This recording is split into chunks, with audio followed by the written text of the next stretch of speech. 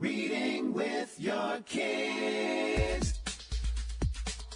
Hola, ni hao, konnichiwa, assalamu alaikum, shalom, mahaba, moni muli wanji, namaste, jumbo, bienvenidos. Hi, my name is Jedley, and this is the Reading with Your Kids podcast.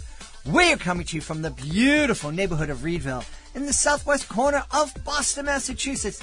We are so delighted and so very honored that you join us in our mission to help all families grow closer through reading. Please be sure to tell all of your family and friends about the show, and please be sure to subscribe to the show on the iHeartRadio app, on Spotify, Apple Podcasts, Amazon Music, Stitcher Radio, Himalaya, Ghana, wherever you find your podcast. Our guest today is Brian Sullivan. He is here to celebrate his debut picture book. It's called Lilah Loves Life, and it is a Reading with Your Kids certified great read. Before I invite Brian into the studio, we want to invite you to connect with us on social media. Facebook.com/readingwithyourkids, at Reading With Your Kids on Instagram, at Reading With Your Kids on TikTok. Be sure to check out our Reading With Your Kids channel on YouTube. If you're on Twitter, you can follow us at Jedley Magic. And of course, we would love it if you could visit our website, readingwithyourkids.com. You can click on the author's Click Here button if you are an author and would like to celebrate your great book here on the podcast. If you're a parent, you can click on the Parents Click Here button to check out our blogs and our Certified Great Read Wall of Fame. And also, you can use the contact button to send us a message. Let us know what you love about the show. Let us know what we could be doing better. Let us know who you would like to hear on a future episode of the podcast. And, of course, you can sign up for our free newsletter at readingwithyourkids.com. Join us right now from right outside of Chicago in the great state of Illinois. Our guest is here today to celebrate his picture book. It's called Lilah Loves Life, and it is a Reading with Your Kids certified great read. Please welcome to the show, Brian Sullivan. Hey, Brian, how are you? Oh, hi, John. I'm very well, thanks. Thanks for being here on the podcast. Congratulations on Lilah being named a Reading with Your Kids certified great read. Oh, that was a very nice honor to get. I appreciated it. Yeah. Well, our panel really loved the book. They love the story and the illustrations. So it's not an easy designation to earn. So well done. Good, thank you. Yeah. So tell us about the story, please. Well, I have 3 grandchildren, and I've noticed that they each grow up and they have their own personalities and different things make them tick. And with Lilah, she's approaching 4 now. With Lilah, I just noticed that pretty much everything she did and everyone she met made her happy. Everybody was her friend. She enjoyed things. She always had a big smile on her face. And I thought, that's something I need to capture somehow. And so I wrote a book about a little girl who just enjoys every moment of the day in some way and just maximizes her enjoyment and is a friend to everybody. And and then the title really became apparent, Lilah Loves Life. I mean, it really is true. And it's about putting down the screens, going outside and just having fun. Yeah. So important, and something that I think a lot of kids are missing these days. That's kind of what I thought and kind of what was in the back of my mind. I do notice a lot of small kids with their screens and their games, and they're always looking down, and even when they're at a park. And I thought, that's kind of sad in my opinion. I thought kids should really go out and enjoy the sunshine and enjoy their surroundings and their friends and just find ways to have fun that don't require plugging into something. Yeah, and even beyond that, I miss the days where kids were able to just go out and have fun without an adult supervising them. that was also in the back of my mind. I thought, okay, this child's on her own all day. Now, how is that going to go over? But I mean, it is what it is. It's meant to be a kind of an encapsulated story of one day in this child's life. And she's at her own home and she's safe and she just looks around and says, "Oh, that looks like fun. That looks like fun." And before you know it, her day is over and she can't believe how many fun things she did. Yeah. You were probably like me growing up, where our parents woke us up in the morning, and if we didn't have school, they just said, "Go outside. Come home when the streetlights go on." Exactly. Yeah. I grew up in a family of 6 kids, so you can bet that was said to us. You know, if it was a Saturday or not a school day, go outside. Mm-hmm. Go outside. And with 6 kids, it might take them, an hour and a half after the streetlights come on to notice that you weren't home. That's sometimes, yeah. But then we heard about it. Yes, we did. You mentioned that this book was inspired by your granddaughter and her love of life and her love of others and being a friend to others.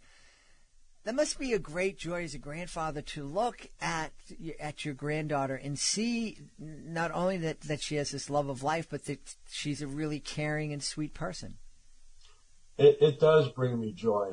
I mean, I spend one day a week with my grandkids as their caretaker, and Lilah in particular, I bring her to dance and I take her to school, and she is always waving down the hall to her friends and can't wait to get into school to see the teacher, and she's just enthused about the everyday things that she does, and I think that is so wonderful. It really is, and boy, I remember those days driving my daughter to dance, and just to see the joy in her eyes when she would hit the dance floor, and and even the joy in her face as she sat in the car as we went home, totally exhausted.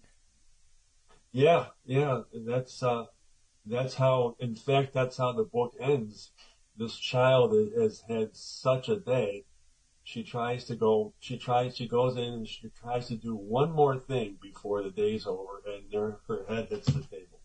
And so she just put that much into her day that she went to sleep trying to do more, and that's kind of reflective of Lilah, my granddaughter. Yeah.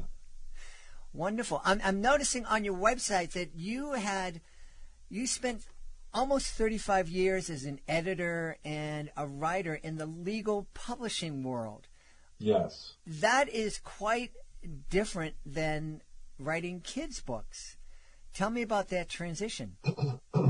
It is quite different. But I can tell you that when I was just starting out and I had a young family, I did in fact wish I could write books for kids at that point.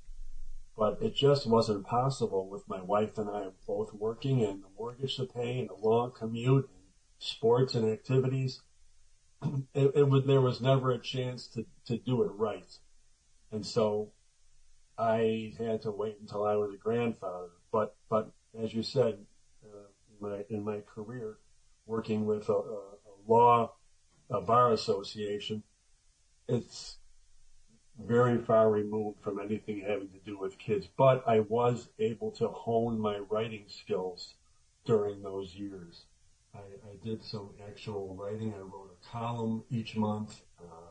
I rewrote things that came in. And so I got to be pretty good at expressing myself verbally. But was it a challenge? Now, one of the things that I've always said, half jokingly, about legal briefs or about any kind of quote unquote official proclamation or documents is that the writers seem to go by the by the motto of why use one word when 50 can Yep. fit on the page. And now you go to a genre where you're limited. You have to tell your story in about 600 words. But I wasn't one of those who used 50 words when one or two would do it. That my job, in fact, was to eliminate all the excessive verbiage and to make things more concise. And so I guess you could say I was practicing for this during all that time. Your bosses just didn't realize that. That's right. That was good. Yeah. Yeah, I told them I would be publishing books during my retirement, but they probably thought something otherwise than kids' books. Yeah. So I'm sure that there is a lot of joy and satisfaction in your career in the legal writing world. How is that different from the joy and satisfaction that I'm imagining you're experiencing as a kids author? Well, as a kids author, I know that my work is in the hands of parents and kids, and it's being used as a bedtime story, or it's being used to teach a lesson to them, or even just because of the brilliant illustrations in the book. My work as a legal editor and writer just went to lawyers who didn't appreciate it because they didn't know what I had to start with, what I honed it down to. But with my kids' books, I know that kids are enjoying them, parents are enjoying reading it to them, and hopefully they're getting a message out of it. Yeah, yeah. And I imagine, too, it must be completely different, whereas, when you're working on a legal brief, it's, and a lot of times it's going to be used in some sort of adversarial situation, and your kids' books are just being read in loving, warm ways. Yeah, that's a complete 180. Yeah. Yeah. I think I had enough of the former, and I just want to concentrate on the latter now. Good for you. That's well, I mean, that really is wonderful, and it just supports one of the things that we've talked about here on the podcast, that it's okay to change careers. It's okay for our kids to have multiple dreams as long as they have dreams. And, I remember having a conversation with my niece when she was in 7th grade, I think, and I said, so what do you want to be when you grow up? And she said, I want to be a doctor, an engineer, and a detective. And I told her at that time, well, you can do them all. And she's kind of doing it right now. She's studying to earn a degree in biomedical engineering. So she'll be doing some doctoring and some engineering and some detecting, I think. Detective work, yeah. And a lot of times, especially folks in our generation, we're kind of locked into that mindset of you have to go out there and get a job that you're going to have for the rest of your life. And don't even think about changing it. Whether you like it or not. Right. Yeah. Right. Yeah. That's what it was. Yeah. And unfortunately, a lot of people don't like it. I did like my work. Mm-hmm. So I was fortunate. I did that type of work for almost 35 years, and it was a nice springboard to what I'm doing now. Yeah. Yeah. What message do you want kids to take from reading Lilah Loves Life? I think I would like kids to realize that all they need to do is look around, and there are a lot of fun things to do and a lot of ways to spend time that make you happy. And just going outside and enjoying a beautiful day. Those are the great joys of life as far as I'm concerned. And watching TV and looking at your game thing in your hand or looking at phones or what have you. That's like a drug almost in my opinion. And Mm-hmm. you just get hooked on it, and what do you get out of it? Very little, in my opinion. So I would like kids to know that, to think that they can have fun in so many ways if they just look around and try things. Yeah. Well, I'm really happy that you brought up this idea that social media and a lot of the devices are very similar to drugs in the way that they hook kids. Yeah. And we're learning more and more now that the developers and the coders and whatnot that are creating these apps understand that they can trigger the dopamine responses in kids, by when they get different likes, and they can keep us glued to the platforms by feeding us information, either information that we really love or information that infuriates us. And so I think it's really, I'm really happy that we're starting to understand that these devices manipulate us. And I'm hoping that parents will teach their kids and have conversations with their kids about that and be aware of that, so that they can use the technology instead of the technology using us. Yeah, that's very well put. Don't get me wrong, the technology is wonderful. I'm not against it. But like you said, it should serve us. We should not become a slave to it. Mm-hmm. So once parents, I hope parents understand that and encourage their kids to do more things apart from these social media. Yeah, yeah. Again, going back to when you and I were kids, and if we wanted to call somebody, we had to stand next to a phone. We could only walk away as far as that curly wire would allow us. Yeah. and if we wanted to have a conversation with our friends, we had to hope that our parents were in another room. Yeah, or your brothers and sisters sitting there looking, making faces at you. Did you ever imagine? I know we had comics like Dick Tracy, had that thing, that wristwatch thing that he could use to communicate. Did you ever dream that would actually exist in our lifetime?